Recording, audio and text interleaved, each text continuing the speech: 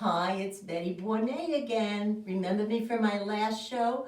Well, if you remember, I promised I would make another show about everything 50s, and it's all based on my wonderful book, A Bronx Christmas, a nostalgic novel of a young girl's impossible wish in 1957 New York. Now, I have so much to show you. I want you to know that this is all from my personal collection. I was thinking, when I was writing the book, how can I integrate all of this into the story? And I found wonderful ways, mostly in the chapter called It's the Most Wonderful Time of the Year, when our heroine gets $1 to go shopping at Woolworths to buy one box of ornaments. Now what I'm going to do is show you these authentic ornaments from the 50s while I talk, because there's so much to show you. First of all, here is the box they came in. I have so many of these. The actual box. Here, let me just show you. Now, in those days, artificial trees were just first starting to come out. They were either green or they were white. So we got a white one, and I always loved it. It was my pride and joy to always decorate this at Christmas time.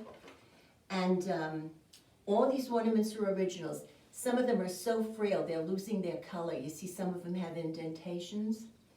But anyway, here, I'll just hold these up while I talk. Now, most people had real trees. In those days, they would get balsam pine, which is the kind with the little flat needles, which was not that attractive. But the thing was that, here's a bell. The thing was that they smelled very fragrant. They were the most fragrant trees of all, which is why people got them. And the branches were so sparse, you had tons of room in between the branches to put on millions and zillions and trillions of beautiful ornaments. Now, in those days, we used real tinsel, which was made of aluminum foil. I have some right here. Here's the tinsel box. Pardon me, I have this mess here. There's so much stuff. I was so excited to show it to all of you. This is the original tinsel box, and this is what it looks like. Real aluminum foil. It's heavy. It's not like that Mylar junk they have now that blows away, gone with the wind, you know? So anyway, I would put it on piece by piece. Now, garland. I want to show you, where is it? Here we go. I want to show you this garland. This is also made out of aluminum foil.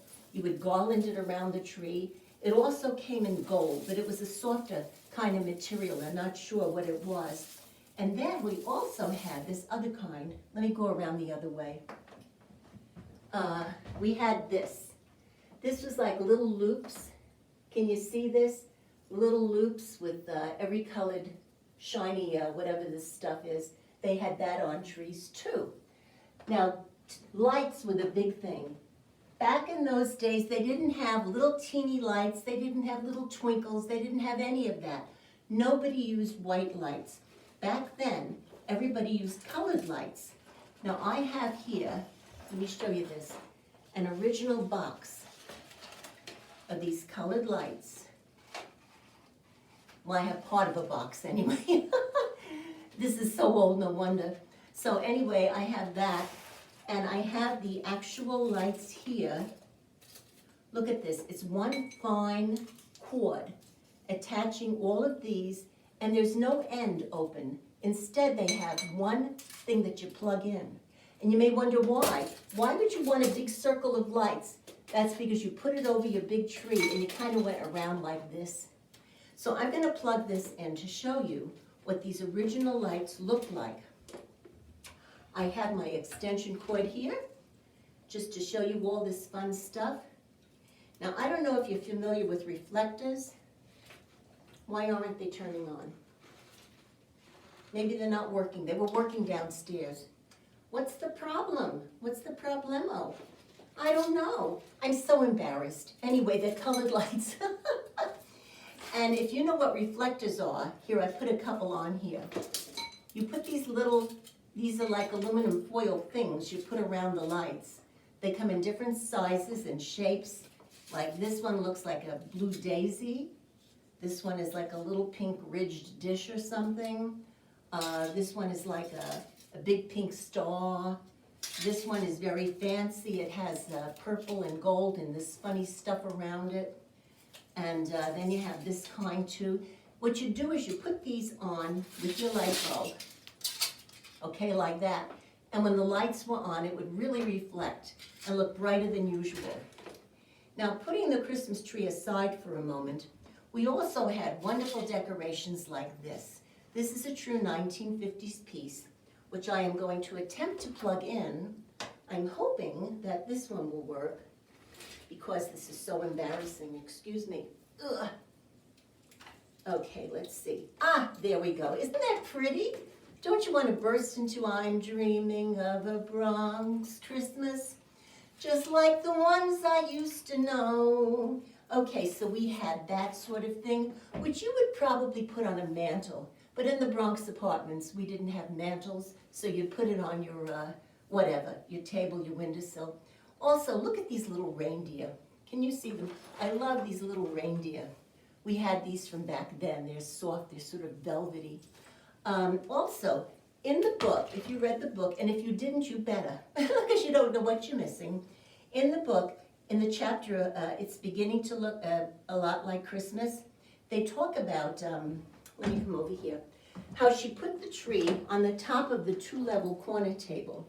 And on the bottom, she put all these little houses that were made in Japan. These were so popular back then. Can you see these? They're so cute. We had so many of them. So Mother would put cotton batting on the bottom of the table, and the daughters would arrange it, and all that was beautiful. Here's the box that came in. This is so old. I have tape all over the place. It's falling apart. Now, aside from a Christmas tree, you also had, here's my bell. You also had these wonderful bell ornaments. This is my favorite from way back. This is made out of pressed cardboard, if you can believe. I don't know how they made it, but I love that one. And then you also had these smaller bells. I put an arrangement up here on the Venetian blinds, which everybody had in those days too. You see this one's silver. Look underneath, you see that white stuff? Let me show you this. Here's a red version of it. They also have the white stuff. That is plaster, a small layer of plaster. These are basically made of paper. And this wreath is an original too. Now, what would Christmas be without gifts? If you read the book, you'd know that the oldest daughter wanted stuff like Evening in Paris perfume. This is what every teenage girl wanted in those days. The mother might get something more glamorous, like an atomizer. What's an atomizer? You put your perfume in there and you go like this. You spray it all over yourself like a 1930s movie star would. And then Juliana wanted pop beads. So she got a jewelry box with pop beads. Now you may think, what are pop beads? What are pop beads? I'll show you. These are pop beads. They're beads that came in every color. You go like this, pop. You take them apart, put them together, mix and match the colors. You can do anything you want, necklaces, bracelets. Now for the mothers, they would wear these beautiful rhinestone jewelry. Isn't that a beautiful pin? And these beautiful chandelier earrings. That was all the rage. Everybody's mother had diamonds. Now one more gift I want to show you before we go. The oldest daughter wanted to be as grown up as she could. So her aunt gave her this. You're going to die when you see this. Now you may think this is nothing, but to her it was a big deal. Nylon stockings with seams in the back. Look at this, they're sheer. You could see through them. And with it came a garter belt. If you don't know what a garter belt is, I'll show you. And this is a beauty. This holds up your stockings. Now you may think, what's the big deal about underwear? Back then it was a big deal, believe me. And while all this decorating and Christmas opening was going on, you would listen to music in the background.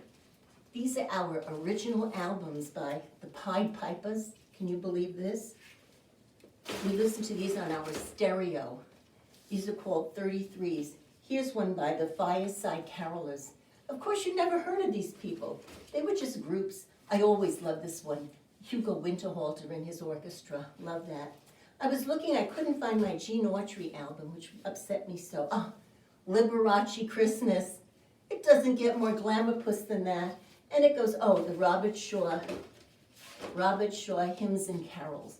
This was the kind of music we listened to back then while we opened our presents and had eggnog and just, talked amongst ourselves and had a wonderful time. So I've got to go now, but I hope this gave you a little insight into what life was like back in the 50s. So I will see you next time for the, episode 3. I'm not sure what I'm going to talk about, but you can bet your life it'll be interesting. So thank you for joining me. I'm